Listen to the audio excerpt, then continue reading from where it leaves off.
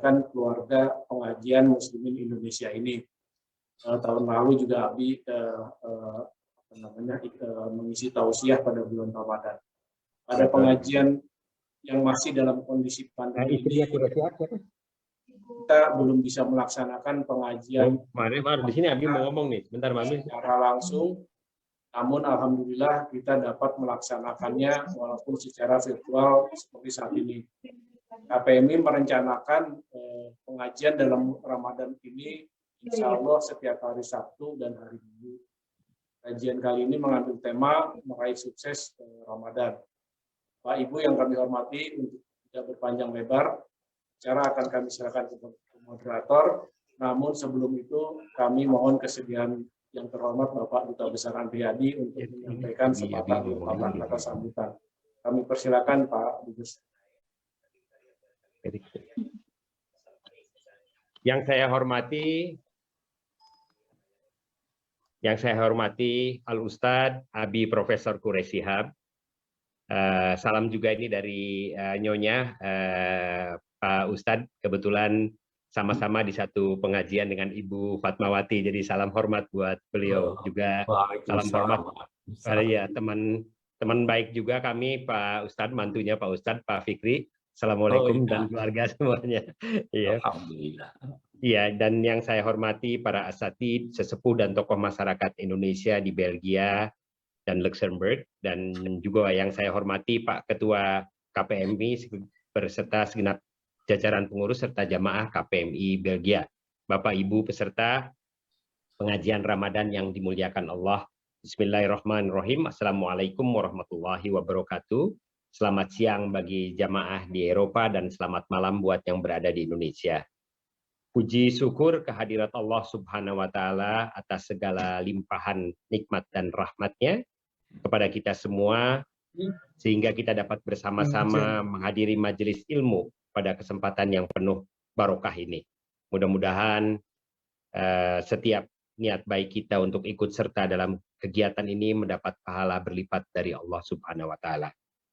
Selanjutnya, salawat serta salam juga semoga senantiasa selalu tercurah kepada kekasih Allah Nabi besar Muhammad SAW, kepada keluarganya, para sahabatnya, serta kepada seluruh pengikutnya hingga akhir zaman. Insya Allah kita semua termasuk umatnya yang mendapat syafaat Rasulullah. Amin ya Rabbal Alamin. Bapak Ibu yang dimuliakan Allah, sebuah kehormatan bagi saya untuk dapat menyampaikan sambutan pengantar dalam tausiah virtual perdana di bulan Ramadan tahun ini yang diselenggarakan oleh KPMI Belgia. Sejatinya saya sangat berharap kegiatan pada hari ini serta berbagai kegiatan Ramadan lainnya yang disiapkan oleh KPMI Belgia dapat dilaksanakan secara tatap muka langsung. Saya juga membayangkan hangatnya silaturahmi dalam pengajian yang dilaksanakan secara langsung, karena selain sebagai sarana mencari ilmu, pengajian secara tatap muka juga akan menjadi forum untuk bertukar rindu antara jamaah KPMI Belgia yang selama ini biasanya bertemu minimalnya sebulan sekali dalam pengajian bulanan rutin. Selanjutnya, saya ingin juga sebenarnya sih memiliki kesempatan seperti duta besar sebelumnya, di awal puasa berbuka bersama dengan jamaah-jamaah KPMI. Karena ketika melaksanakan saum di rantau, tidak ada yang lebih nikmat dan dari berkumpul dan berbuka bersama dengan sesama WNI, apalagi kalau masakanannya juga pas dengan lidah Indonesia. Namun demikian, kita sama-sama memahami bahwa atas kehendak Allah Subhanahu wa Ta'ala, hal tersebut belum dapat dilaksanakan. Semoga Allah yang Maha Mendengar mengabulkan setiap niat dan maksud baik kita. Bapak Ibu yang Allah ridhoi, saya ingin menyampaikan terima kasih dan penghargaan yang sangat mendalam kepada pemateri dalam kesempatan tausiah ini, yaitu Al Ustadz Profesor Quraish Shihab. Sungguh merupakan kehormatan bagi kita semua untuk dapat kembali berinteraksi dan mendengar langsung luasnya samudra ilmu Ustadz Quraish Shihab.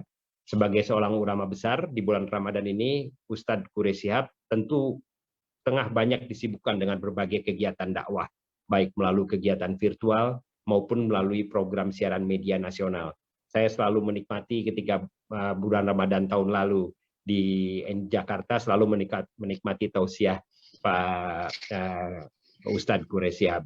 Namun demikian, Ustadz Quraish Shihab masih menyempatkan diri untuk hadir di tengah-tengah kita semua, meskipun juga di Indonesia saat ini terbilang sudah memasuki waktu malam.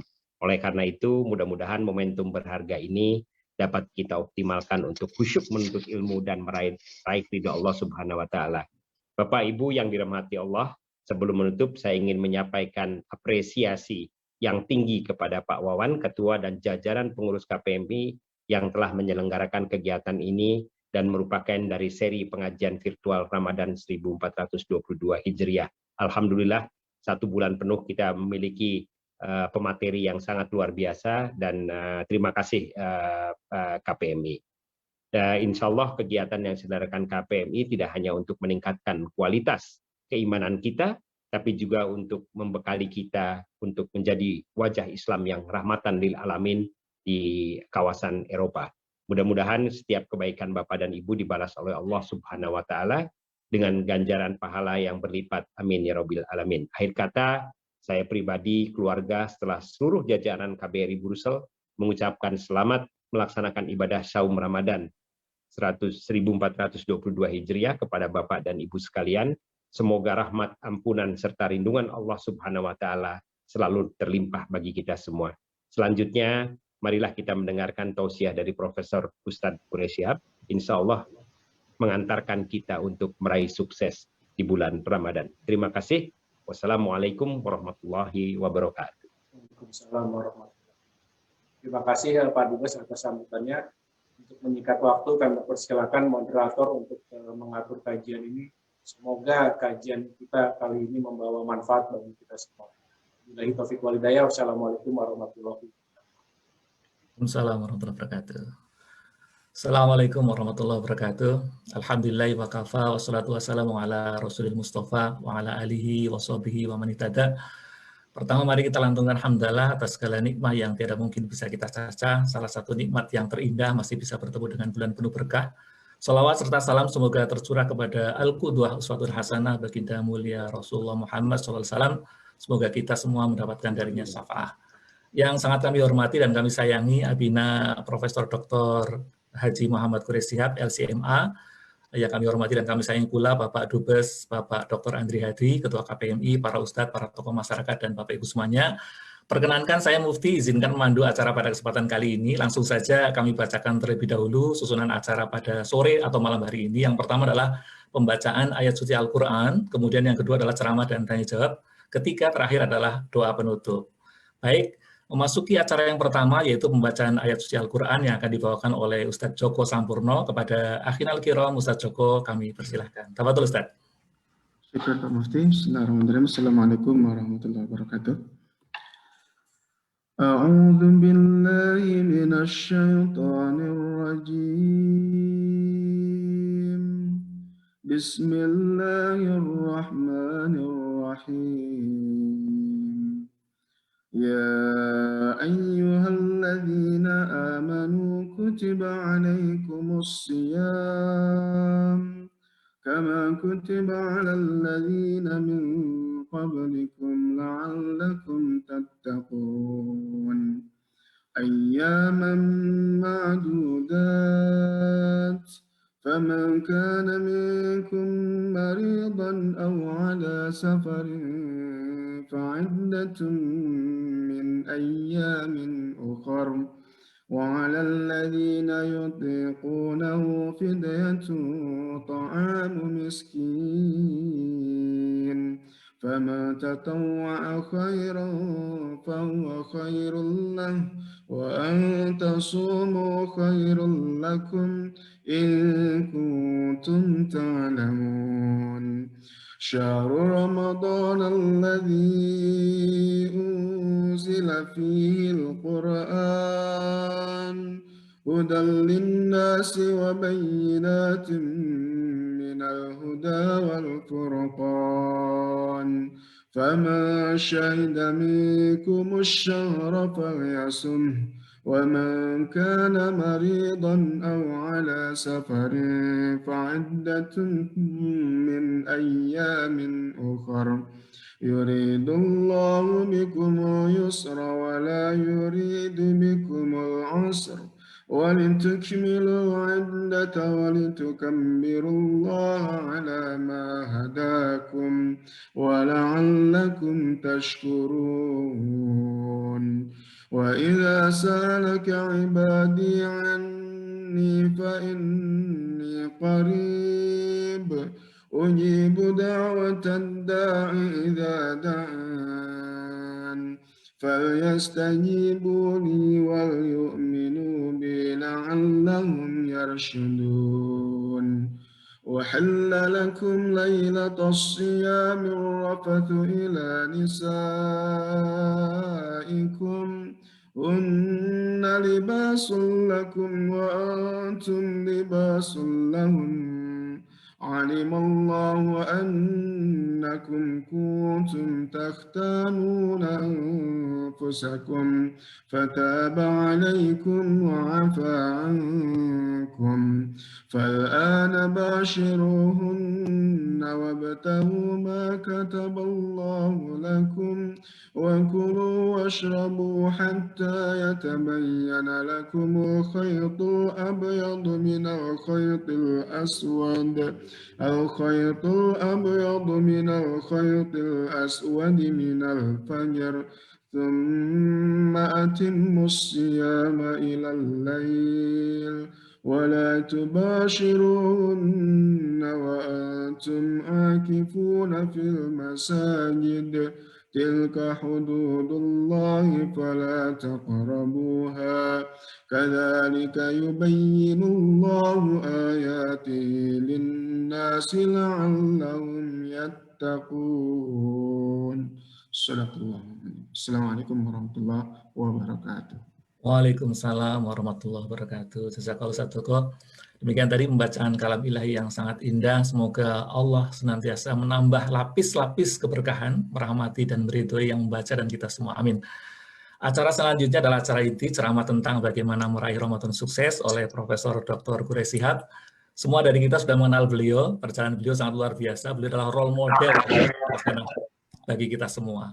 Beliau pernah menjadi dosen, rektor, ketua MUI, duta besar, menteri agama, dan sekarang adalah direktur Pusat Studi Al-Quran sampai sekarang. Dengan puluhan karya yang luar biasa, mulai dari tafsir Al-Quran, banyak sekali buku-buku karya beliau, dari Lentera Quran, Lentera Hati, kemudian juga panduan sholat dan panduan puasa, banyak sekali.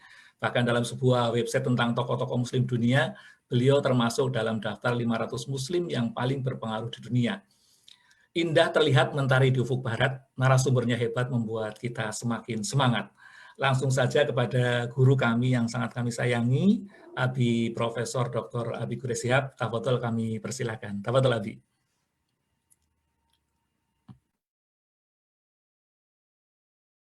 Abi Quraish Shihab. Tafadhol. Bismillahirrahmanirrahim. Alhamdulillah. Wassalatu wassalamu ala rasulillah wa ala alihi wa ashabihi wa man wala. Bapak Duta Besar yang kami hormati, bapak-bapak, ibu-ibu, saudara-saudara sekalian, Assalamualaikum warahmatullahi wabarakatuh. Berbahagia dapat berbincang-bincang di hadapan hadirin sekalian. Tema kita adalah meraih sukses Ramadan. Baik, saya kira yang perlu kita ketahui bersama dulu, sukses Ramadan itu apa toh? Kita ingin meraih sesuatu, kita mau tahu dulu apa yang kita ingin raih. Nah, kalau kita merujuk kepada pandangan-pandangan para pakar Muslim, mereka berkata bahwa Ramadan itu bulan ibadah. Puasa itu salah satu dari bentuk ibadah ritual. Mereka berkata semua ibadah dalam ajaran Islam mempunyai dua tujuan pokok. Yang pertama adalah mengingatkan manusia bahwa dia adalah makhluk dua dimensi, jasmani dan rohani.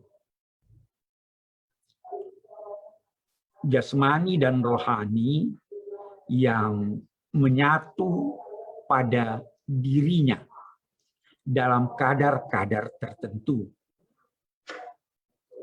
Serupa dengan air yang menyatu oksigen dan hidrogen sehingga membentuk air, kesatuan dalam kadar-kadar tertentu, sehingga kalau ini berlebih atau itu berkurang, maka dia bukanlah manusia yang sebenarnya. Kalau sisi rohaninya berlebih, dia cenderung menjadi seperti malaikat. Kalau sisi jasmaninya yang berlebih, dia cenderung menjadi binatang.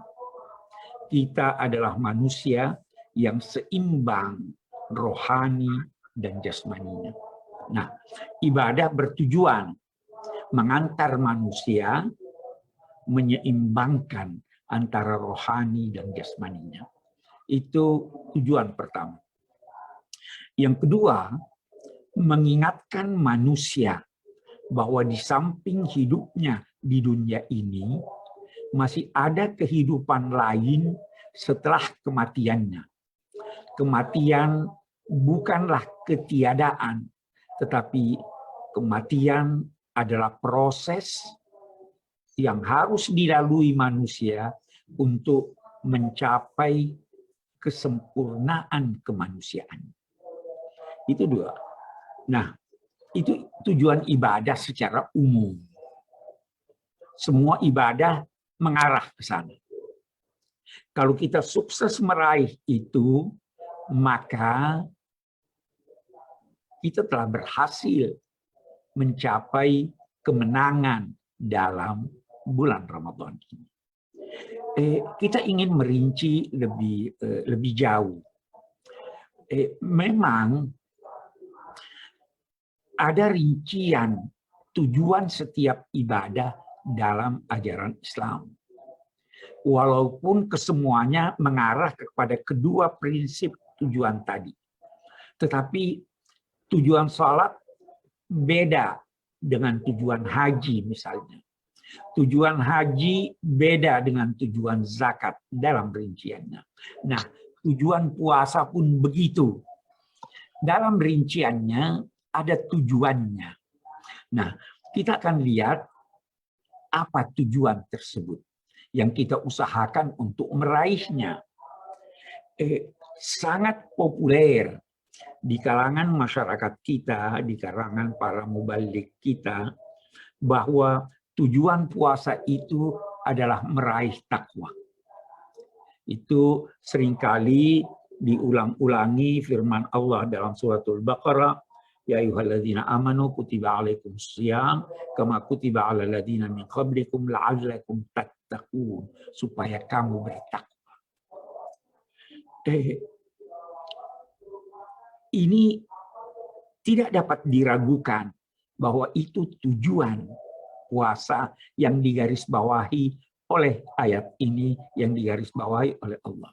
Tetapi sebenarnya hemat saya setelah merenung dan membaca ayat-ayat Al-Quran, takwa dalam pengertian ayat ini itu baru tujuan awal. Ada ultimate goal yang diharapkan dicapai di bulan Ramadan ini. Tujuan akhir itu terbaca pada lanjutan ayat, pada ayat 185. Walitukmilul iddata walitukabbirullaha ala ma hadakum wa la'allakum tashkurun. Ini 3 tujuan akhir dari ibadah puasa. Mari kita rinci. Yang pertama saya ingin menggarisbawahi dulu bahwa memang takwa itu Kalau kita bicara soal definisinya, banyak ulama yang mendefinisikan secara singkat dengan menyatakan takwa adalah melaksanakan perintah Allah sesuai kemampuan dan menjauhi larangannya. Titik. Tidak ada istilah sesuai kemampuan. Mengapa? Karena untuk melaksanakan sesuatu dibutuhkan kemampuan, sedangkan untuk meninggalkan sesuatu Anda tidak perlu kemampuan. Anda perlu kemampuan kalau saya katakan angkat kursi itu. Tapi kalau saya berkata jangan gerakkan kursi itu, Anda tidak memerlukan kekuatan. Anda hanya memerlukan tekad untuk tidak melakukannya. Tetapi kalau angkat kursi itu, Anda perlu kemauan, tetapi kemauan Anda harus disertai dengan kemampuan mengangkatnya.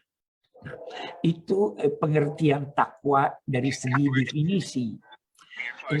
Tapi mari kita rinci takwa ini untuk kita lantas mengetahui mengapa hemat saya takwa itu adalah tujuan awal, bukan tujuan akhir. Nah, takwa dalam bahasa itu terambil dari kata waqayati yang artinya menghindar. Kalau saya bertakwa, kalau saya berkata bertakwa kepada Allah, maka secara harfiah itu berarti saya menghindar dari Allah. Dan tentu saja tidak ada orang yang dapat menghindar dari Allah. Karena itu ulama-ulama berkata, takwa kepada Allah itu ada kata yang perlu disisipkan.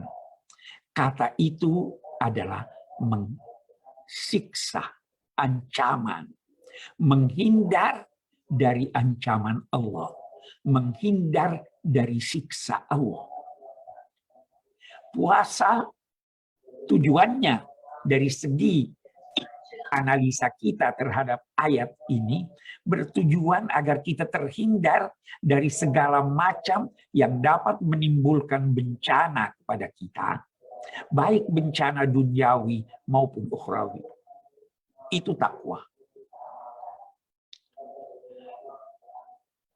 Melanggar perintah Allah yang berkaitan, atau sebelum sampai ke sana, perintah Allah itu ada dua macam. Ada perintah yang berkaitan dengan kehidupan dunia, di mana kita dituntut untuk menyesuaikan diri dengan ketetapan-ketetapan Allah yang berlaku di alam raya ini. Ada lagi ketetapan-ketetapannya yang berkaitan dengan hukum-hukum agama, hukum-hukum syariat. Melanggar hukum-hukum Allah yang berkaitan dengan kehidupan duniawi mengakibatkan kesengsaraan duniawi dalam berbagai tingkatnya. Yang makan makanan kotor akan sakit perut. Itu berlaku umum. Walaupun kiai besar, ulama besar makan makanan kotor, itu sanksi Allah. Tidak bekerja dengan bersungguh-sungguh, padahal ada kemampuan untuk itu, sehingga jatuh miskin. Itu sanksi di dunia ini, berlaku untuk semua. Tetapi kalau melanggar hukum syariat, pada dasarnya sanksinya di akhir. Jangan berkata, kenapa si A tidak sholat, tidak berzakat, kok hidupnya senang, bergelimang, kenikmatan dan kekayaan. Karena memang dia memenuhi ketentuan Allah dalam konteks hukum-hukum alam, walaupun dia tidak mengikuti tuntunan Allah dalam bidang syariah. Di dunia, dia mendapatkan balasan dari hasil usahanya itu. Nanti di akhirat baru dia dapat balasan ukhrawi yang berkaitan dengan pelanggarannya terhadap syariah. Nah, itu takwa. Ketika Allah memerintahkan berpuasalah sebagaimana berpuasanya umat-umat terdahulu, di sini yang di garis bawahi bahwa dengan puasa kamu akan terhindar dari sekian banyak bencana, baik bencana duniawi maupun ukhrawi. Dengan berpuasa kamu akan sehat, terhindar dari penyakit. Dengan mengikuti tuntunan puasa, kamu akan bersungguh-sungguh dalam melakukan aneka kegiatan duniawi dan ukhrawi. Itu takwa. Kita lihat. Tetapi bertakwa, keterhindaran dari sanksi, kita baru kembali modal. Kita belum beruntung, atau kalaupun ada keberuntungan baru sedikit sekali. Nah, di sini kita masuk pada ayat 185. Di situ dikatakan pada akhirnya walitukmilul iddata walitukabbirullaha ala ma hadakum wa la'allakum tashkurun. Ini tujuan akhir dari puasa. Mari kita lihat bersama-sama apa yang dimaksud dengan walitukmilul iddata walitukabbirullaha ala ma hadakum wa la'allakum tashkurun ini. Yang pertama, litukmilul iddah, agar supaya kamu menyempurnakan bilangan puasa. Menarik Bapak-bapak kalau kita perhatikan lanjutan ayat ini yang berbicara tentang puasa yang dilakukan setiap hari dari terbitnya fajar sampai dengan terbenamnya matahari, sikap kita berpuasa dari terbitnya fajar sampai terbenamnya matahari itu berarti kita menyelesaikan satu hari puasa. Menyelesaikan satu hari puasa itu oleh Al-Quran tidak dinamai litukmilu, tapi dikatakan fa'atimmu as-siyama ilal lail. Atimmu. Ada perbedaan antara atimmu dengan tukmilu. Tamam itu, kecukupan itu, mencukupkan menghindarnya kamu dari larangan-larangan akibat puasa, mencukupkan sampai terbenamnya matahari. Itu namanya tamma, yatim. Tetapi kalau litukmilu itu sempurna. Kita mari lihat. Kata yutim sempurnanya satu puasa.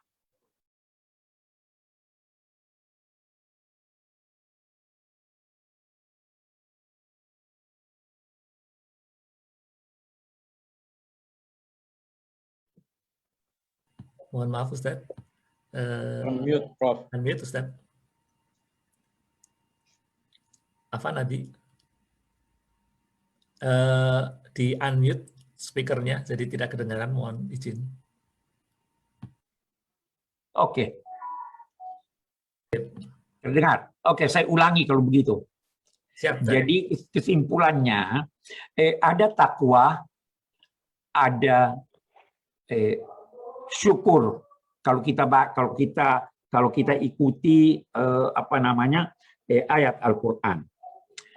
La'allakum tattaqun, supaya kamu bertakwa. Takwa itu ada dua macam. Yang pertama, menghindari ancaman-ancaman Tuhan di dunia, dan yang kedua menghindari ancaman Tuhan di akhirat. Siapa yang makan makanan kotor pasti sakit. Itu ancaman duniawi. Siapa yang meninggalkan sholat belum tentu dia mendapat ancaman duniawi. Prinsipnya dapat ancaman ukhrawi. Maka puasa, ketika Allah berbicara tentang puasa dalam tahap awalnya ini supaya kamu terhindar dari bencana, ancaman, sanksi-sanksi Tuhan yang bisa terjadi di dunia dan juga yang bisa terjadi di akhirat. Jangan berkata, itu si A tidak sholat, kok kaya raya. Memang dia tidak dapat ancaman kalau tidak sholat, dia akan miskin. Dia dapat ancaman di akhirat. Kalau dia bekerja bersungguh-sungguh, walaupun dia tidak sholat, kemungkinan besar dia akan mendapatkan dampak baik dari kerjanya. Karena itu kita bisa menemukan seorang muslim miskin karena dia melanggar ketentuan Allah yang berkaitan dengan kehidupan duniawi. Bisa juga kita menemukan sebaliknya seorang yang bergelimang dosa kaya raya. Nah, puasa hari demi hari itu tujuan awalnya menghindarkan seseorang dari adanya bencana. Baik bencana duniawi maupun ukhrawi. Nah, satu puasa setiap hari dari terbitnya fajar sampai terbenamnya matahari. Dari terbitnya fajar sampai terbenamnya matahari. Puasa yang kita lakukan dari terbitnya fajar sampai terbenamnya matahari itu dinamai oleh Al-Quran atimmu tamam. Tetapi kalau sudah 30 tidak lagi dinamai tamam. Dinamai kamal. Itu kita baca. Walitukmilul iddah. Kalian diminta berpuasa selama bulan Ramadan. Tujuannya menyempurnakan bilangan puasa itu selama bulan Ramadan. Apa perbedaan antara yutim dan tukmil? Kalau yutim, apa yang kita lakukan sehari-hari itu sebenarnya bisa bertambah dan bertambah. Tapi minimal tidak makan, tidak minum, tidak melakukan hubungan seks. Tapi bisa lebih dari itu. Sedangkan kalau sudah terjadi kesempurnaan puasa 30 hari, tidak lagi dinamakan atimmu. Sudah sempurna.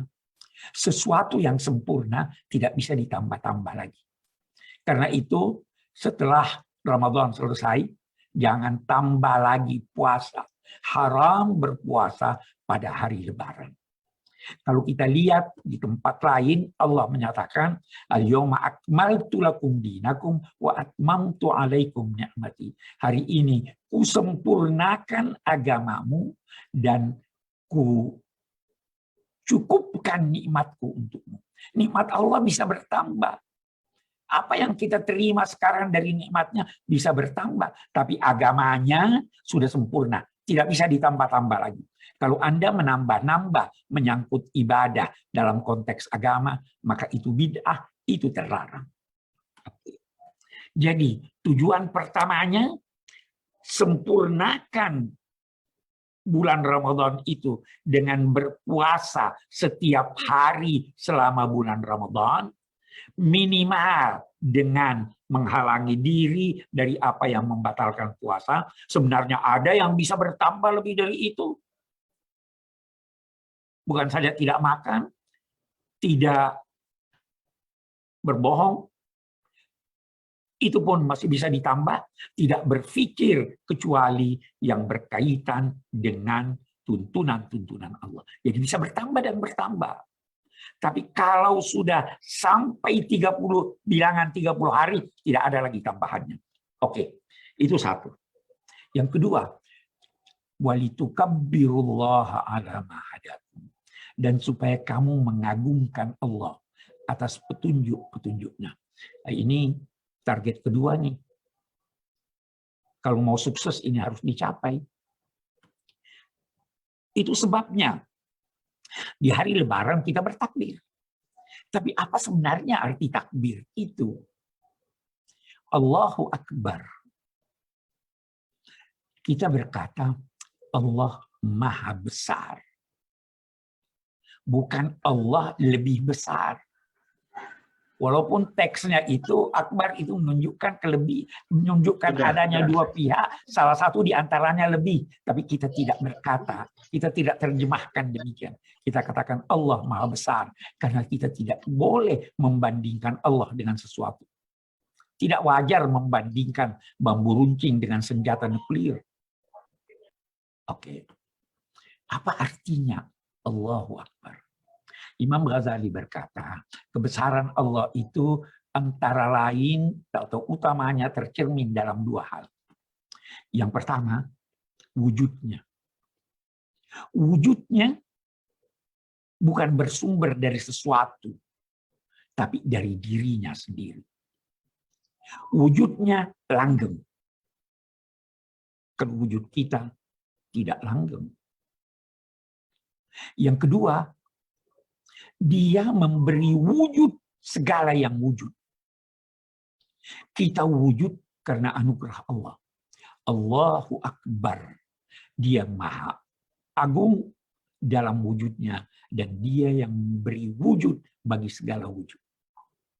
Nah, puasa antara lain dinyatakan bahwa as-saumuli, puasa untukku, maknanya itu, salah satu maknanya menurut sementara ulama adalah puasa untuk meneladaniku. Ada sifat-sifat Allah, populer 99.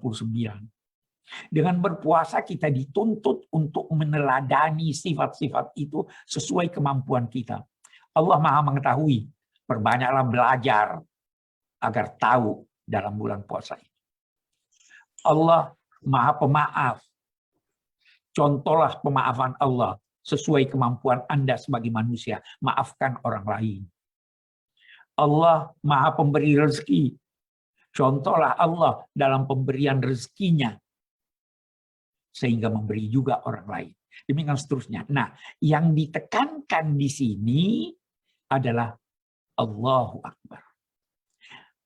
Hari raya tetap akan memberi kesan positif bagi masyarakat selama takbir masih berkesan dalam hatinya. Nah, bagaimana ini kita mau teladani?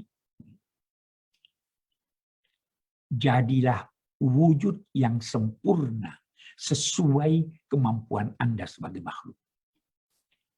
Sempurnakan diri Anda. Meneladani Tuhan. Dan berilah kesempatan hidup kepada orang lain. Semakin sempurna Anda dalam kepribadian Anda, semakin utuh Anda dalam kepribadian Anda, semakin sempurna Anda. Upayakan itu. Gabung daya-daya Anda dalam diri Anda. Jangan pertentangkan antara jasmani dan rohani. Letakkan sedikit rasa pada akal Anda. Dan letakkan juga sedikit akal pada rasa Anda. Gabungan. Itulah yang dinamakan integritas pribadi. Tujuan kita, ini yang kedua. Litukabbirullah. Dan berilah kehidupan, sebab kehidupan kepada orang lain. Karena kita ingin mencontohi Allah sesuai kemampuan kita dengan memberi orang lain kehidupan. Itulah antara lain, saya garis bawahi antara lain, lambang dari kewajiban berzakat fitrah bagi setiap muslim. Itu lambangnya, memberi hidup. Ingin meraih sukses Ramadan, yang kedua ini, sempurnakan wujud Anda. Jadi manusia yang utuh. Bantu orang lain sesuai kemampuan Anda. Beri dia kehidupan. Dan kalau dapat, berusahalah sedapat mungkin untuk melanggengkan kehidupan Anda. Saudara, memang kita tidak dapat memanjangkan usia kita. Tetapi kita dapat memperlebarnya. Kita dapat memperdalamnya. Kita dapat meninggikannya.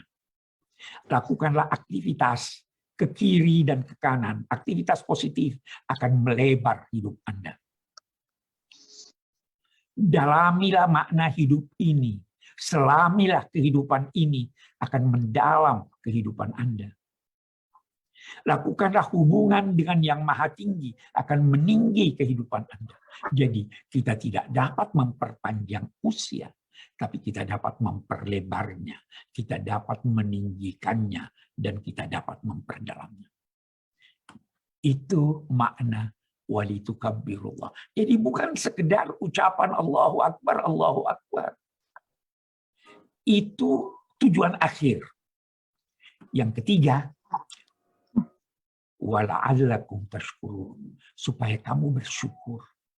Apa sih artinya syukur? Banyak artinya.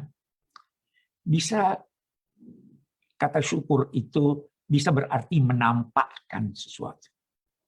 Kata syukur itu digunakan juga untuk menunjuk binatang atau tumbuhan yang tumbuh mekar, subur, walau dengan sedikit air. Binatang dengan sedikit makanan gemuk. Itu namanya syukur. Syukur.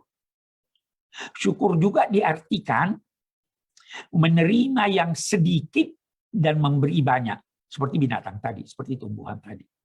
Nah, mari kita lihat. Kita diperintahkan setelah selesai puasa agar bersyukur. Mari kita lihat manifestasi yang sangat jelas dari syukur itu. Menampakkan nikmat Allah. Itu sebabnya kita disuruh berpakaian indah. Kita nampakkan ini rezeki Allah kepada saya. Kita nampakkan itu. Tapi bukan hanya itu. Kita disuruh menampakkan nikmat Allah yang terpendam di alam raya ini.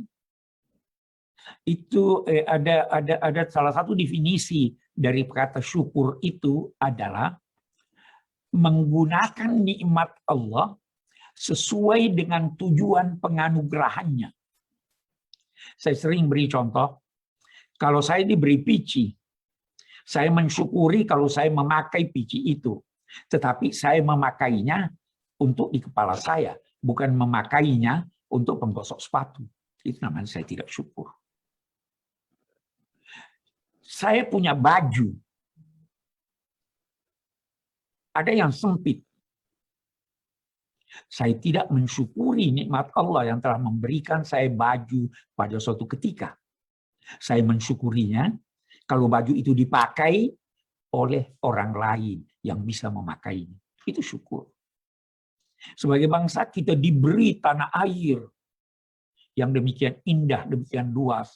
Laut dan samudra. Allah menciptakan laut, dalam Al-Quran dikatakan, supaya kapal-kapal berlayar di samudra itu. Supaya kita memperoleh ikannya. Mendapatkan hiasan-hiasan mutiara-mutiara. Kalau tidak ada atau sedikit sekali kapal-kapal kita yang berlayar, sedikit anggota masyarakat kita yang mampu mengail ikan, meraih mutiara-mutiaranya, maka syukur kita tidak mencapai apa yang diharapkan. Nah, inilah target akhir dari puasa. Kita ingin meraih sukses. Bukan sekedar takwa seperti yang kita terangkan tadi. Tetapi litukmilul iddah, sempurnakan, mudah-mudahan puasa kita sempurna. 1 bulan penuh, sukses, tapi baru sepertiga. Tukabbirullaha ala ma hadakum. Kembangkan kepribadian Anda sehingga menjadi kepribadian yang utuh. Gunakan semua daya-daya Anda. Itu baru namanya tukabbirullah. Perlebar, perluas, perdalam kehidupan Anda. Itu baru. Dan bersyukur. gunakan semua nikmat Allah yang ada di muka bumi ini, yang ada pada diri kita, untuk kita gunakan sesuai dengan tujuan Allah memberikan kita nikmat itu. Nampakkan nikmat Allah itu, gali itu tanah, temukan tambang-tambangnya. Berlayarlah, lihatlah segala sesuatu. Orang berkata, terbatas sumber daya alam. Tidak. Tidak terbatas. Kita yang tidak ingin melakukan kegiatan-kegiatan untuk menggali sumber daya itu. Wa in ta'uddu ni'matallahi la tuhsuha. Kalau kamu mau hitung nikmat Allah, kamu tidak dapat menghitungnya. Tapi itu ayat, ada 2 ayat yang berkata demikian. Salah satunya berkata, innal insana ladzalumun kafar. Manusia itu berlaku aniaya. Dia tidak mau bantu orang. Dia aniaya, padahal dia punya. Kafar, dia menutupi nikmat Allah. Dia tidak ingin menampakkan ke permukaan nikmat Allah yang masih terpendam di alam raya ini. Kalau kita tidak menganiaya orang lain, sehingga makanan kita yang berlebih atau yang diduga berlebih kita berikan kepada orang lain, apalagi di bulan puasa ini, itu makanan banyak mubazir. Berikan kepada orang lain. Sekian banyak orang yang lapar. Apalagi di Asia dan Afrika. Termasuk kita di Indonesia. Berikan kepada orang lain. Jangan tutupi. Itu namanya Anda zalim. Dan olah, nampakkan itu. Itu kalau kita lakukan, tidak ada istilah keterbatasan sumber daya alam. Tentu saja ada tantangan untuk mencapai ini.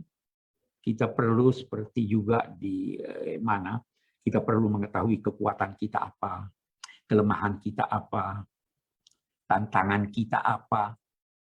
Tantangan kita itu ada 2 yang terbesar, nafsu dan setan. Tapi ada opportunities, ada kesempatan. Itu semuanya perlu kita ketahui. Semoga kita mendapatkan keberhasilan dan kemenangan di bulan Ramadan. Demikian saya kira yang dapat saya kemukakan. Sisanya kita gunakan untuk tanya jawab. Wassalamualaikum warahmatullahi wabarakatuh. Waalaikumsalam warahmatullahi wabarakatuh. Masya Allah, Habib. Sangat luar biasa, penuh hikmah. Ibarat anak muda sekarang, Abi, istilahnya adalah isinya daging semua.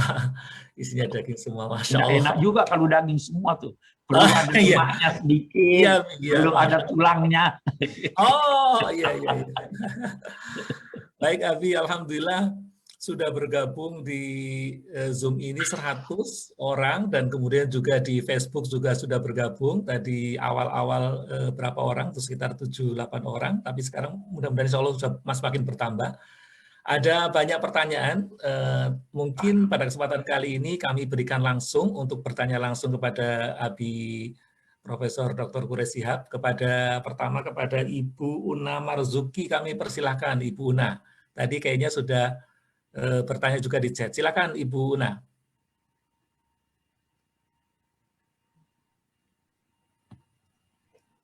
Ibu Una. Oke, ya. Assalamualaikum warahmatullahi wabarakatuh, Pak Ustadz. Waalaikumsalam warahmatullahi wabarakatuh. Saya mau tanya tentang hijab, Ustadz. Saya sendiri kan belum berhijab. Maksudnya, apakah muslimah itu diwajibkan untuk berhijab atau gimana gitu? Atau apa hukumnya gitu kalau kita yang belum berhijab gitu? Ya, beda pendapat ulama. Ya. Ulama beda pendapat. Sebenarnya hijab itu artinya tirai.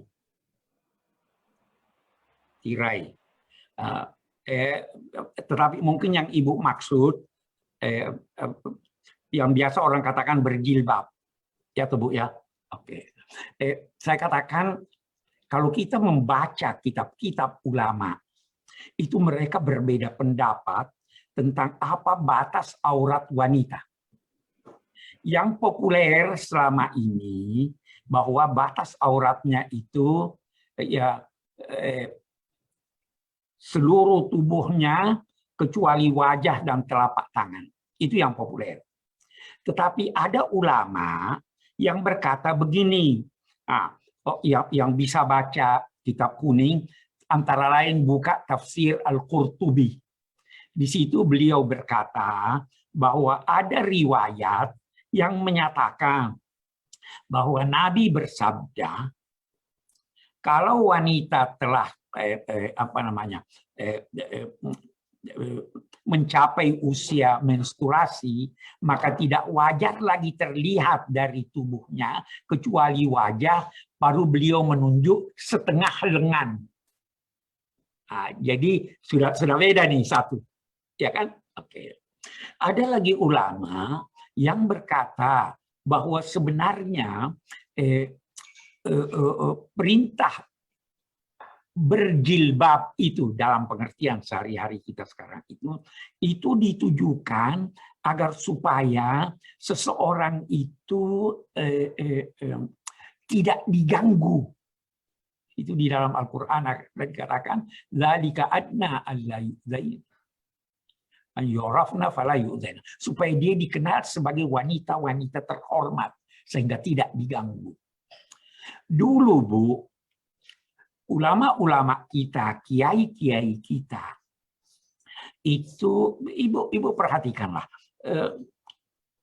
Muslimat dan Aisyah dulu sebelum revolusi Iran, sebelum ini masuk, bagaimana pakaian mereka, Bu? Ya kan beda dengan itu. Kepalanya masih terlihat sedikit ya Bu ya, rambutnya masih terlihat, lehernya masih terlihat. Memang ada pendapat seperti itu. Jadi ulama beda pendapat. Saya ketika menulis buku Jilbab Pakaian Muslimah, saya menguraikan hal-hal ini, tetapi saya berkata, yang sudah pakai jilbab, tolong jangan buka jilbabnya. Yang belum pakai jilbab, itu kalau mau lebih aman, pakailah. Tetapi saya tidak berani untuk berkata bahwa orang yang berpakaian terhormat, walaupun tidak pakai jilbab, saya tidak berani berkata bahwa dia non-muslim atau dia pasti durhaka. Itu pandangan saya. Saya kira jelas, Bu ya. Oke. Terima kasih Pak Ustadz. Oke. Baik. Alhamdulillah. Alhamdulillah sekarang juga sudah mulai bertambah lagi Ustadz di Facebook, sekitar 14 orang. Ada beberapa pertanyaan yang tidak mau dibaca, tidak mau membaca sendiri, tapi minta tolong dibacakan, Ustadz. Baik, ya baik. Abi, apa perbedaan dari sisi bahasa kalimat astagfirullah dan Allahumma gfirli? Mana yang lebih baik dari kedua kalimat tersebut untuk didawamkan selama Ramadan, Abi? Astagfirullah adalah bentuk kata yang kita bisa terjemahkan, aku memohon maghfirah dari Allah. Jadi itu kata kerja masa kini. Ya kan? Astagfirullah, saya memohon maghfirah dari Allah.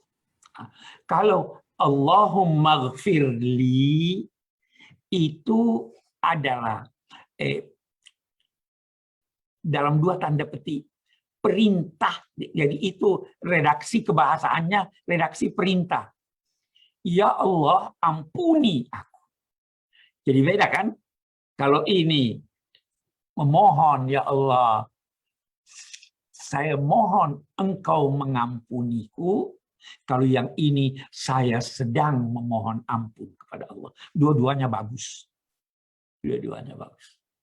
Ya toh? Oke. Alhamdulillah. Oh, baik. Nah, mungkin saya ingin tambahkan, ketika seorang memohon maghfirah itu, ghufran itu berarti menutup.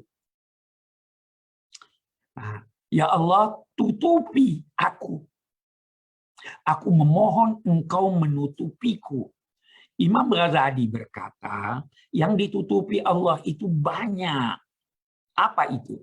Yang pertama, isi perut kita ditutupi Allah. Tidak kelihatan. Alhamdulillah. Yang kedua, isi hati kita ditutupi Allah. Kalau terbuka itu, alangkah repotnya hidup ini. Orang tahu saya benci dia atau ini. Nah, itu ditutupi. Yang ketiga, dosa kita ditutupi Allah. Sehingga orang tidak tahu bahwa kita berdosa. Itu satu maknanya. Yang kedua, ditutupi Allah dalam arti seperti seorang berhutang, dia tidak mampu bayar, dia punya teman yang mampu, temannya berkata, nanti saya tutupi utangmu. Jadi berarti diambil alih oleh Allah, sehingga kita tidak lagi bertanggung jawab. Itu arti memohon istighfar. Saya kira demikian. Oke. Baik, Abi. Ada satu pertanyaan lagi, Abi, yang langsung ini nampaknya Ibu Diah Krisnawati ya. Kami persilahkan kalau mau bertanya langsung, Ibu Diah, silakan.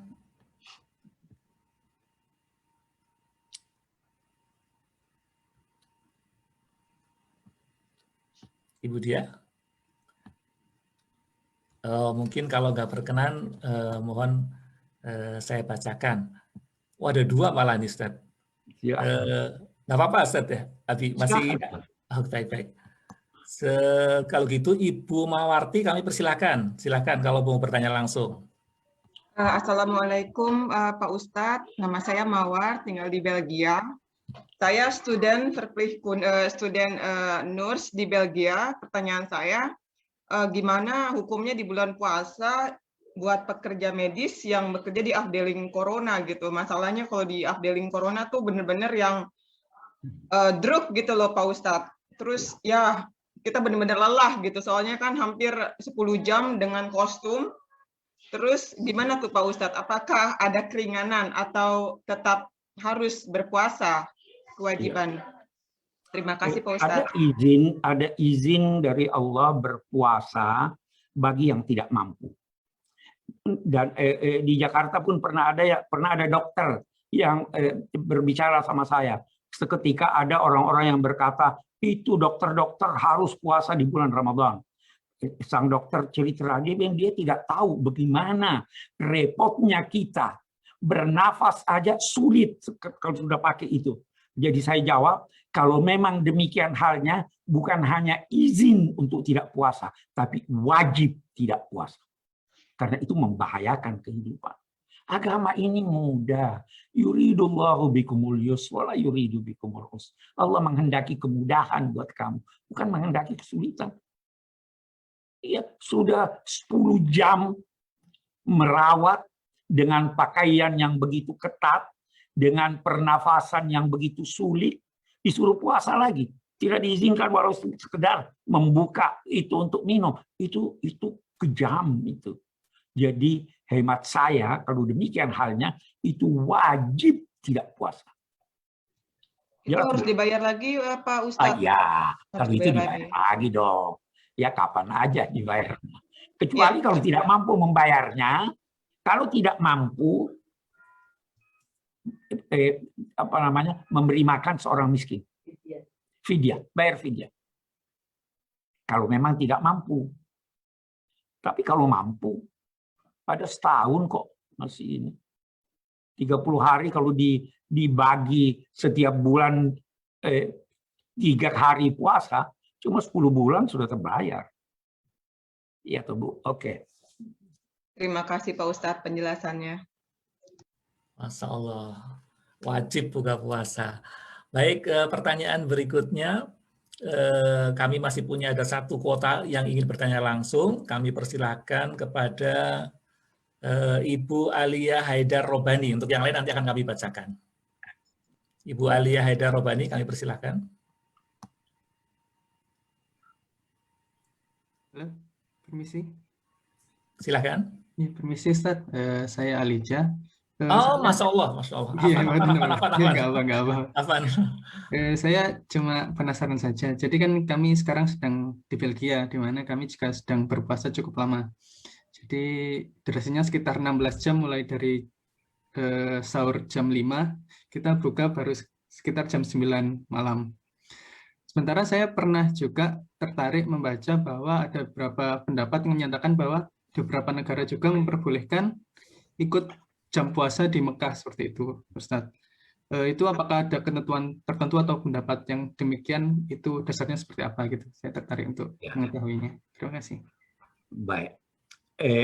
Saya ingin dulu berkata begini. Beragama itu ketulusan. Ad-dinun nasihat. Nasihat bukan artinya nasihat dalam bahasa Indonesia. Ketulusan. Jadi silahkan masing-masing mengukur kemampuannya.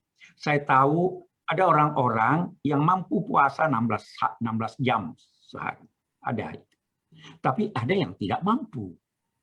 Yang tidak mampu, kita minta dia berpuasa sesuai kemampuannya. Nah, dalam konteks ini ada ulama yang berkata, silahkan puasa dengan jarak waktu seperti jarak waktu atau masa puasanya orang-orang di Mekah. Ini satu pendapat. Ada lagi yang berkata, silahkan berpuasa dengan jarak waktu normal yang terdekat pada Anda. Ya toh? Jadi boleh jadi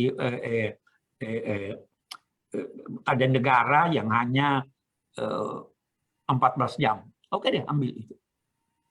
Nah, jadi sekali lagi tidak ada kesepakatan ulama tentang masa berpuasa itu bagi wilayah-wilayah yang dinilai tidak normal panjang siangnya. Nah, ukurlah kemampuan Anda. Berapa mampunya Anda? Apakah sama dengan waktu di Mekah masanya, atau sama dengan negeri yang terdekat pada Anda? Itu silahkan melakukan puasa seperti itu, dan penentuannya dikembalikan kepada masing-masing orang, asal saja dia tulus. Saya ingin beri ilustrasi. Di dalam Al-Quran ada dikatakan, siapa di antara kamu yang sakit atau dalam perjalanan, maka dia boleh tidak berpuasa dan menggantinya pada waktu yang lain. Sakit. Siapa yang sakit boleh tidak berpuasa. Ada seorang berkata begini, tangan saya luka, saya sakit, boleh tidak dia tidak puasa? Nah, kalau kita baca teksnya dia sakit boleh, tapi dijawab oleh ulama, tuluskah Anda menilai diri Anda sakit sehingga tidak bisa berpuasa? Agama adalah ketulusan. Kalau Anda tulus berkata bahwa itu memang sakit yang menjadikan Anda tidak mampu berpuasa, silahkan. Tapi kalau Anda sebenarnya bisa, agama ketulusan. Jangan terpengaruh oleh ketentuan-ketentuan yang berbeda-beda di kalangan para ulama. Itu hemat saya seperti itu. Oke, jelas. Mudah-mudahan jelas. Baik, terima kasih Ustadz. Mas Haidar, mohon maaf tadi kami salah. Berikutnya Ustadz, kami bacakan pertanyaan dari chat room. Saya ingin bertanya, di bulan Ramadan manakah yang lebih utama, menghatamkan Al-Quran dulu atau mentadaburi Al-Quran? Saya masih terbata-bata bila melakukan keduanya. Yang biasa saya lakukan, menghatamkan, namun ada rasa rindu ingin menyelami makna ayat-ayat Al-Quran. Mohon penjelasannya. Apa yang dipraktekkan oleh sahabat-sahabat Nabi itu tadarus. Ya, tadarus itu dua pihak yang saling gantian membaca dan mendiskusikan ayat-ayat yang dibacanya. Jadi saya lebih cenderung, walau 10 ayat Anda fahami dalam seminggu, itu lebih baik daripada membaca 1 juz dalam seminggu. Jadi Al-Quran itu diturunkan untuk diperoleh hidayatnya, diperoleh tuntunannya. Pelajarilah dia, fahamilah dia. Kalau kita setiap tahun aja, setiap Ramadan, bisa menyelesaikan katakanlah pemahaman umum terhadap Al-Quran, katakanlah 100 ayat. Itu 10 tahun sudah 1000 ayat. Seumur hidup kita itu bisa selesai semuanya. Jadi saya tidak cenderung orang berlomba membaca Al-Quran dan menyelesaikannya tanpa paham. Saya senang melakukan tadarus. Itu Nabi yang lakukan, itu sahabat Nabi yang lakukan. Saya kira demikian. Baik, Ustaz, Masya Allah. Berikutnya itu tadi dari Ibu Dia Krisnawati, berikutnya dari Ibu Nove Veneriti, Ustaz. Abi Quraish Shihab, saya mau bertanya, bagaimana hukumnya membaca Al-Quran ketika dalam kondisi haid? Apakah boleh? Dengan niat supaya bisa khatam Quran di bulan suci Ramadan. Betul, Abi. Iya, saya kira ulama beda pendapat sebenarnya menyangkut hal ini, tapi jalan keluarnya kan ada HP, dengarkan aja melalui HP. Tidak menggambarkan Al-Quran, ya kan? Jadi ada solusinya. Baik, baik. Baik, pertanyaan berikutnya dari Pak Sanudin, Paperta 87. Assalamualaikum Pak Ustadz, bagaimana cara menjelaskan kalau ada saudara kita bertanya, Allah itu ada atau wujud, bagaimana cara membuktikannya? Dari Sanudin, Indonesia, Sulawesi Utara, Masya Allah. Ada lagi. Oke, saya mau tanya, matahari ada atau tidak? Ada, Bi. Ada. Bisa tunjukkan saya matahari di mana? Kalau terbenam di barat, Abi. Ya, kita tidak lihat. Tapi kita lihat cahayanya. Iya. Kita rasakan kehangatannya. Ya kan? Alam raya ini mewujud. Apa tidak ada yang mewujudkan? Ada. Kita tidak lihat dia. Tetapi kita rasakan wujudnya. Anda sudah bisa memastikan bahwa ada kucing di sekitar Anda, walaupun Anda tidak lihat, cukup dengan mendengar ngeongnya. Kita jangankan kenapa kita tidak lihat Allah? Karena mata kita tidak mampu melihatnya. Sesuatu yang tidak dilihat itu bukan karena dia terlalu kecil atau tersembunyi, bisa jadi karena terlalu terang. Kelelawar tidak melihat di siang hari. Bagaimana makhluk mau melihat Tuhan sedang matanya begitu tumpul, mata anjing, mata burung lebih tajam dari matanya. Ya kan? Itu. Baik. Baik. Alhamdulillah. Demikian Pak Sanudin. Saya cek dulu Ustaz yang ada di Facebook. Baik. Ada berapa lagi, tapi mungkin tersisa waktunya tinggal sedikit lagi, mungkin hanya satu pertanyaan. Ini ada puasa, tapi juga ada pengen mungkin terkait dengan takwa tadi ya, ada dunia dan di nanti akhir zaman. Ada niat juga selain puasa Ramadan, juga niat pengen sehat, pengen kurus. Apakah ini boleh, Ustaz? Boleh, jangan terlalu ketat, otomatis kurus. Asal waktu buka jangan banyak makan manis-manis. Baik. Kita bisa menggandengkan sekian banyak niat dalam konteks ibadah puasa ini, asal niat itu sejalan dengan tuntunan agama. Ya, Pak. Masya Allah, Masya Allah. Baik, Abi, Bapak Ibu semuanya, mungkin karena waktu yang terbatas pada malam hari ini kita akan tutup segera. Jazakallah, Abi. Demikianlah pengajian pada malam ini, kita sudah melaksanakan dan sudah banyak sekali pelajaran dari Abi Quraish Shihab, dari mulai bagaimana cara kita sukses Ramadan, walitukmilul iddah, kemudian juga walitukabbirullah, kemudian juga tahap yang berikutnya adalah la'allakum tashkurun. Semoga kita bisa menjalankan apa yang disampaikan oleh Abi Quraish Shihab dan memperoleh berkah dari Allah SWT. Dan juga Bapak Ibu semuanya masih banyak acara KPMI yang lainnya. Silahkan undang semua handetolan yang untuk hadir di bulan Ramadan. Karena di bulan ini adalah proyek investasi kebaikan. Ini ada berapa yang terdekat adalah besok.